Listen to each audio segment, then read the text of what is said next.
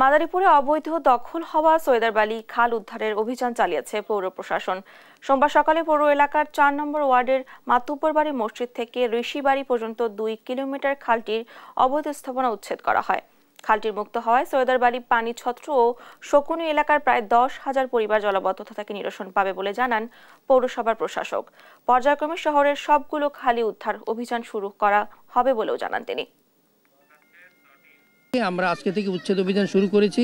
অবৈধ যে কটা স্থাপনা ছিল সবাই খুবই স্বতঃস্ফূর্তভাবে আমাদের সাহায্য করেছে। যাদের অবৈধ স্থাপনা ছিল আমরা তাদেরকে বলেছি, তারা নিজেরাই সরিয়ে নিয়েছে। ১-২টা স্থাপনা রয়েছে, ওগুলা সরানোর পরে আমরা এই খালটাকে পুরোপুরি খনন করে দিব, যেন এই খাল দিয়ে বর্ষাকালে সমস্ত পানিটা নেমে যেতে পারে। ধীরে ধীরে এরপরে আমরা আরও যে কটা খাল শহরের ভিতরে আছে, শহরের জলাবদ্ধতা নিরসন করতে গিয়ে যে কটা খাল আমাদেরকে এরকম করে খনন করার ব্যবস্থা করতে হবে আমরা করব।